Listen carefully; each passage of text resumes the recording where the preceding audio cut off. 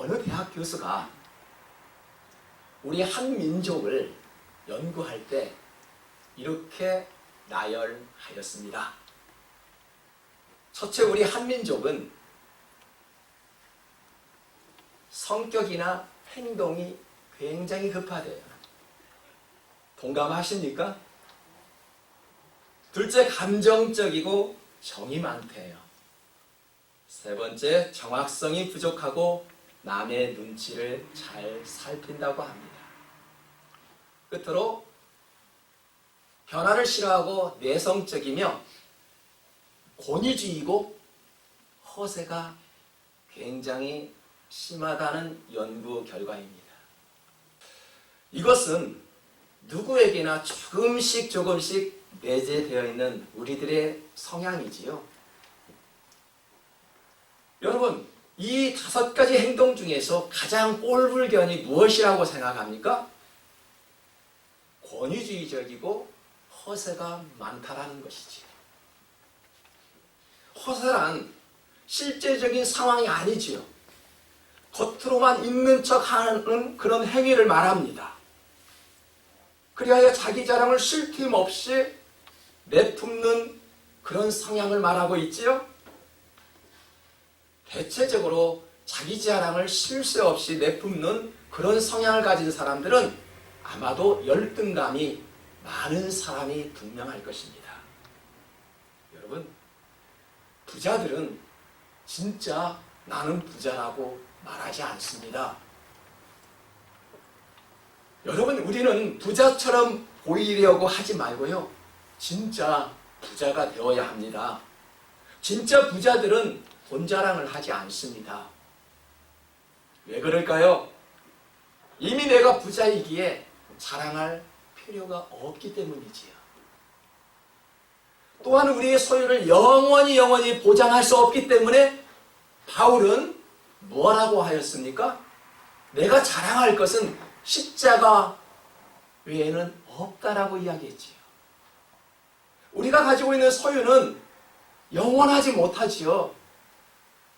그래서 우리 믿음의 선조 바울은 내가 자랑할 것은 십자가밖에 없습니다 라고 고백한 것입니다. 사람들은 귀한 것은 절대 내놓지 않습니다. 숨겨놓지요. 보물을 장롱 속에 감춰놓지 현관문 앞에 내놓는 바보들은 없습니다. 여러분, 부잣집을 방문해 보셨나요? 부잣집에 방문해 보면 화려한 인테리어 속에서 그런 화려한 부분들은 있지만 진짜 보물은 보이지 않지요? 그 보물은 장롱 속에 꽁꽁 숨겨놓고 있습니다. 성경이 마치 이렇게 말하지요. 천국이 바로 이와 같다 라는 것이지요. 밭은 보이지만 보화는 보이지 않는데요. 나란 교회가 여러분 보화이지요. 나란 교회가 보화예요. 우리는 교회라고 이야기했죠. 여러분, 그 교회 속에 여러분 숨겨진 보화 예수님이 살아계십니까? 나란 교회, 이 움직이는 나란 교회 안에 정말 믿음을 소유하고 계십니까?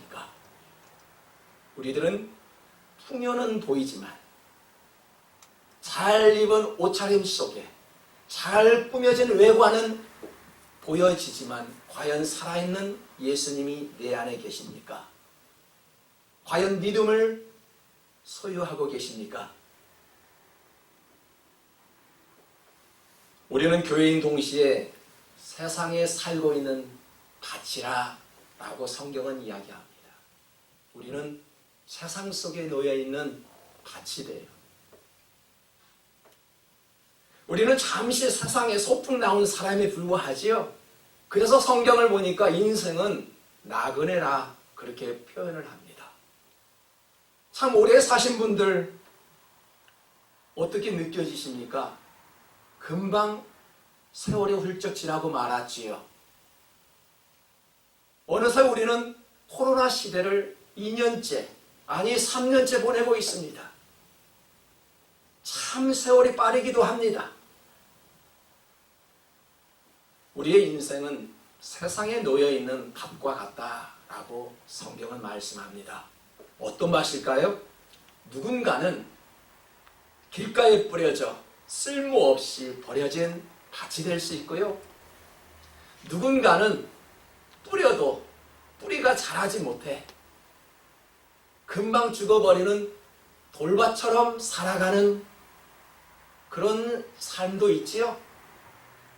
누구는 기운이 없어 그 가시 때문에 자라지 못하는 가시밭과 같이 살아가는 사람들이 있지요.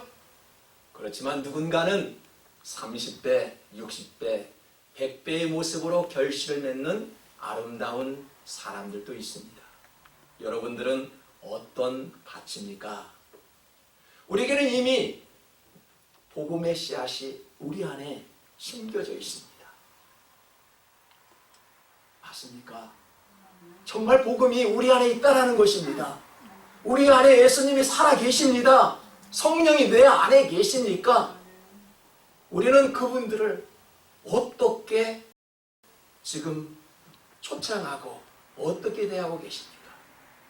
내 안에 예수님이 계시지요. 우리는 성령의 인도함을 받는다라고 말을 하지요. 과연 그렇게 살고 계시는지요? 농부들은요, 밭에 거름을 주고 잡초를 제거하기 위해서 그 땅을 가꾸기도 하는 것처럼 우리도 우리의 밭을 가꿀 줄 알아야 합니다. 어떤 밭이요? 불평의 잡초를 제거할 수 있어야 돼. 근심의 잡초가 있으니까 그 근심의 잡초를 제거할 수 있어야 한다는 것입니다. 무슨 재지로 할 수 있겠습니까? 내 안의 근심과 고통을 무슨 재지로 누가 안 해보았나요? 어떻게 할 수 있을까요? 성경은 이렇게 말하지요. 만군의 여호와께서 말씀하시되 이는 힘으로 되지 아니하며 능력으로 되지 아니하고 오직 나의 영으로 되느니라. 아멘. 우리의 힘으로 할 수 없다라고 이야기하죠. 나의 노력으로 할 수 없대요. 어떻게 근심과 고통이 나의 노력으로 해결될 수 있을까요? 우리는 그렇게 해보았습니다. 그 근심, 고통 사라지셨나요? 성경은 오직 내 안의 찌꺼기를 믿음으로 제거할 수 있다라고 말씀하는 것입니다. 우리의 마음은 밭과도 같습니다. 누군가에는 긍정의 씨앗이 심겨져 있는가 하면 누군가에게는 부정의 씨앗이 심겨져 있습니다. 분명한 것은 그 속에 아름다운 보화가 감춰져 있다는 것이죠. 내가 발견하지 못했을 뿐 누구에게나 보화가 지금 심겨져 있다는 것입니다. 여러분, 내 안에 있는 보화를 발견할 수 있어야 합니다. 그 보화를 발견하고 나의 재산 전부를 팔아서라도 그 보화를 소유할 줄 알아야 한다고 말씀하지요. 여러분, 그 보화는 무엇일까요? 누구는 그 보화가 은과 금과 같은 재산이라고 이야기합니다. 누구는 그 숨겨진 보화가 예수님의 이름이라고 말씀합니다. 여러분은 어느 쪽입니까? 베드로는 성전 앞에서 구걸하고 있는 안진뱅이에게 뭐라고 했습니까? 내게 은과 금은 없지만은 내가 너에게 줄 것은 오직 나사렛 예수님의 이름으로 걸어라 라고 말씀했지요. 베드로는 그 안진뱅이의 손을 붙잡았습니다. 붙잡자 그는 발과 발목에 힘이 있어 벌떡 일어나 뛰고 걸었을 때 성전을 향해 나아갔지요. 어떻게 하였나요? 그 안진뱅이는 하나님을 찬송했다 라고 말씀합니다. 여러분, 언제 기쁨이 올 수 있을까요? 금과 은을 많이 소유했을 때 기쁨이 왔나요? 믿음이 내 안에 주어졌을 때 우리는 기뻐 뛸 수 있지요. 성령이 내 안에 있을 때 우리는 기쁨을 누릴 수 있는 것이지요. 이게 바로 우리가 믿는 하나님이십니다. 사랑하는 성도 여러분, 걷고 뛰는 기쁨이 어디에서 오는 것인지를 잘 보여주고 있지요. 기쁨은 은과 금이 아니라 믿음에서 나온다는 것입니다. 믿음은 보이지 않는 것을 보게 하는 것이지요. 우리의 세상적으로 이야기할 때는 보는 것만이 보여지는 것입니다. 여러분, 지금 보여지는 것들만 보여지고 있는 것이잖아요. 이건 믿음이 아니에요. 믿음이란 볼 수 없는 것을 내가 바라볼 수 있게 하는 것이 바로 믿음이지요. 우리가 어떻게 하늘나라를 바라볼 수 있을까요? 믿음으로 바라볼 수 있지 않아요. 어떻게 우리가 천국을 바라볼 수 있겠습니까? 믿음으로 바라볼 수 있는 거 아니겠습니까? 여러분, 천국은 죽어야만 가는 곳입니다. 살아있을 때는 천국을 갈 수 없지요. 하지만 모르는 사람들은 지금 당장 천국에 가라면 가지 않으려고 하지요. 천국은요, 반드시 죽어야만 하는 것, 가는 곳이 천국입니다. 우리가 믿음으로만 천국을 볼 수 있기 때문에 천국에 대한 믿음 없이 사람들에게는 천국이 비밀일 수밖에 없어요. 믿음 없이 어떻게 천국을 이야기할 수 있겠습니까? 그래서 사람들은 보이는 물질을 따라가지요. 아브라함은 보이지 않는 믿음을 따라갔지만 롯은 보이는 좋은 땅을 선택했지요.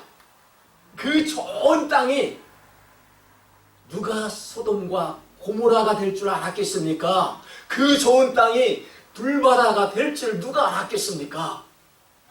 그러나 아브라함을 보십시오. 그의 자손 대대로를 보니까 신랑과 함께 부자로 살아가는 모습을 봅니다.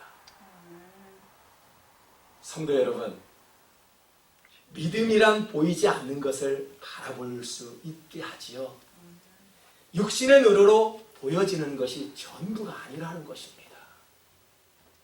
그래서 히브리서 11장에서는 이렇게 말씀하지요. 믿음은 바라는 것들의 실상이요 보이지 않는 것들의 증거라 말씀하였습니다. 우리는 하나님이 살아계심을 믿지요. 그러나 볼 수 없지요. 천국이 있다는 것도 믿지요. 그러나 천국 볼 수 없지요.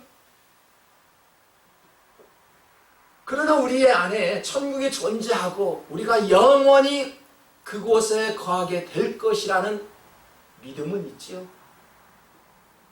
믿음으로 살고자 하면 풍요는 따라오게 되어 있습니다. 경험해 보셨나요? 이것이 세상법과 다른 성경적 경제관입니다. 어떻게 우리가 너가 좌하면 우하고 너가 우하면 나는 좌하리라 그렇게 말할 수 있을까요? 믿음 아니면 그렇게 말할 수 없습니다. 세상은요, 저축을 많이 하라고 합니다. 맞지요? 저축 많이 하며 살고 계십니까? 그러나 성경은 너희를 위하여 보물을 땅에 쌓아두지 말라 라고 말씀합니다. 왜요? 그것은 도둑들이 많대요. 좀이 많대요. 그러면 어디에 쌓아두어야 한다라고 성경은 말씀합니까? 하늘에 쌓아두라. 그것은 좀도 없다. 도둑도 없다. 지금 성경이 말하고 있는 것은 세상 은행에 쌓아두지 말고 너의 보물을 하늘 창고에 쌓아두라라고 말씀하고 있는 것입니다. 사랑하는 성도 여러분, 우리는 지금 어디에 무엇을 초점을 두고 살아야 하는지를 지금 보여주고 있습니다. 우리가 하나님께 드리는 예물은 하늘 창고에 저축이 되고 있는 셈이지요. 그렇지만 헌금의 X보다도 하나님은 항상 우리의 마음을 보신다고 하였습니다.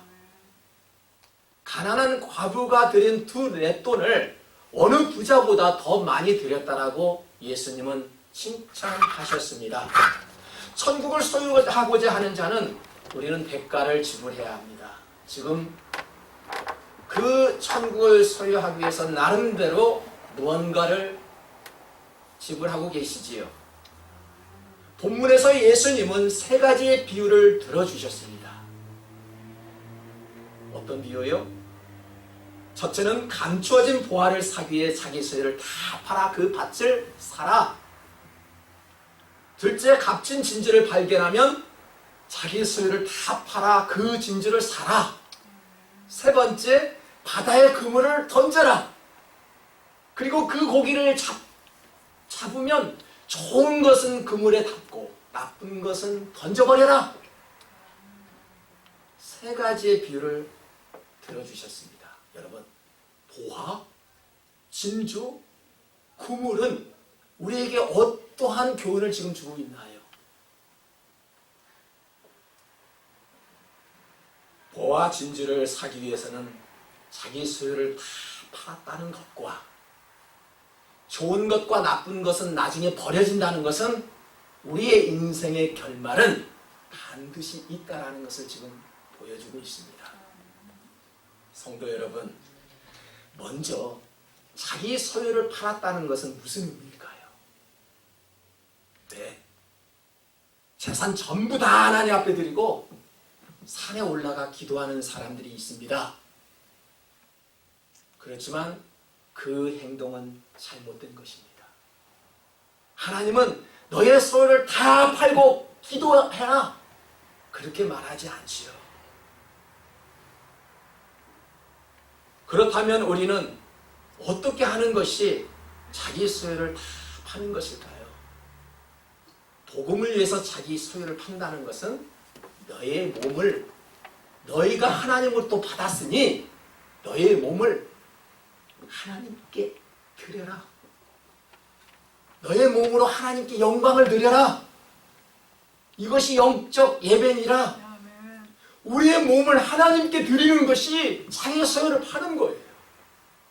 우리의 몸은 우리의 것이 아니기에, 하나님의 것이기에 우리의 몸을 하나님 앞에 드리는 것이 자기 소유를 파는 것이라고 지금 말씀하고 있습니다.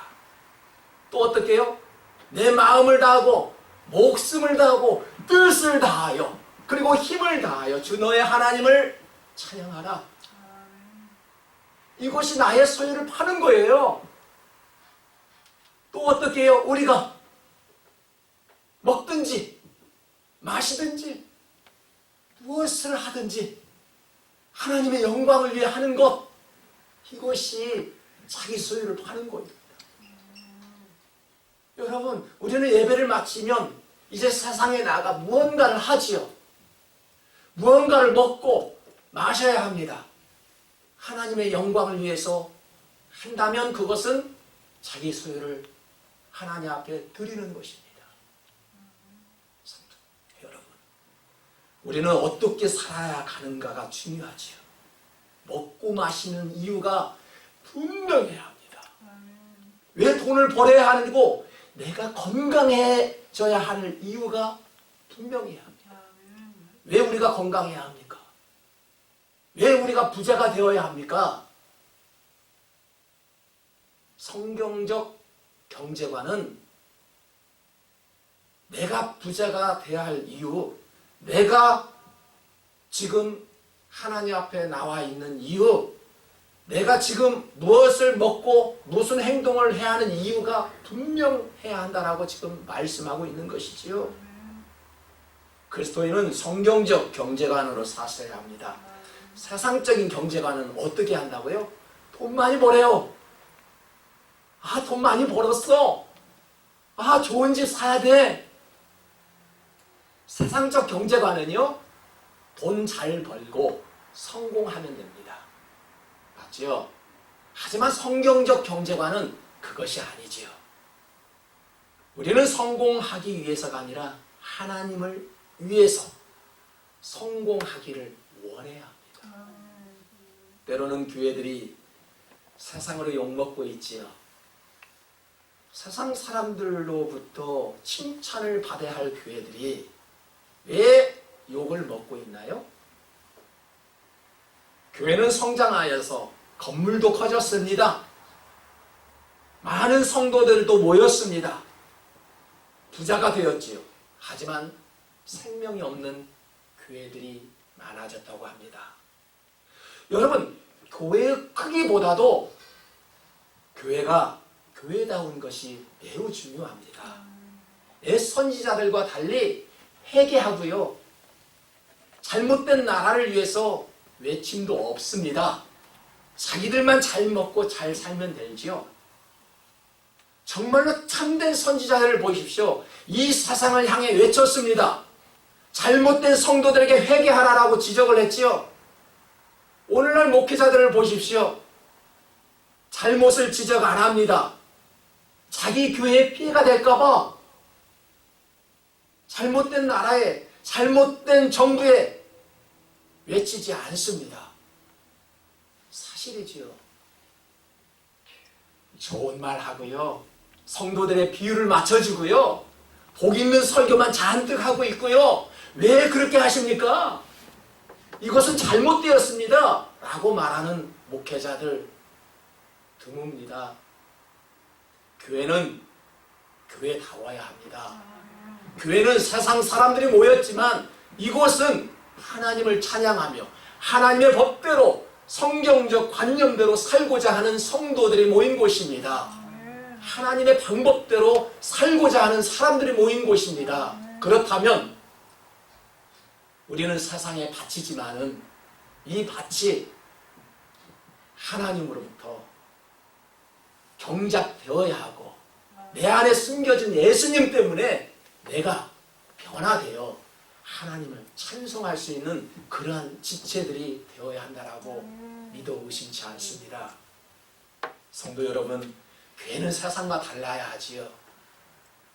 그래서 세상 사람들이 기독교인들을 이해하지 못하는 것은 너무나도 당연하지요. 정말 이해 못합니다. 잘못을 지적하고 회개하는 목회자들을 이해할 수 없지요. 당연합니다. 복음을 위해 마음과 목숨을 다하라는데 세상 사람들이 어떻게 이해할 수 있을까요? 자기의 소유를 전부 다 팔아야 한다라고 말하는데 그것을 어떻게 이해할 수 있겠습니까? 그럼에도 불구하고 성경적 경제관은 복음을 위해서라면 자기의 소유를 다 팔아야 한다라고 말씀하고 있습니다.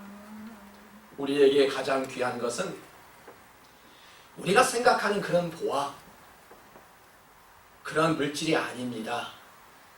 우리가 생각하는 보화는 바로 복음이 되어야 합니다. 그 복음을 발견하고 모든 소유를 팔아 복음을 구하였기 때문에 우리는 하나님 나라에 들어갈 수 있는 것입니다. 세상에서 가장 지혜롭다고 하는 솔로몬이 있지요. 솔로몬이 얼마나 부자였습니까? 그는 세상을 지배했던 왕이었지요. 그런 왕조차 보화의 가치를 모르고 인생의 즐거움을 자신의 보화인 줄 알고 계속 살아갔지요. 인생의 결말에서 뭐라고 고백합니까? 모든 것이 다 헛되도다 라고 이야기하였습니다. 그는 자신이 걸어온 인생길을 후회하였지요. 우리가 진짜 복음이 귀한 줄 알면 우리는 어떠한 대가를 지불해서라도 복음을 위해서 그 복음을 가지려고 할 것입니다. 우리에게 은과 금은 필요하지요. 내 물질은 우리에게 필요합니다.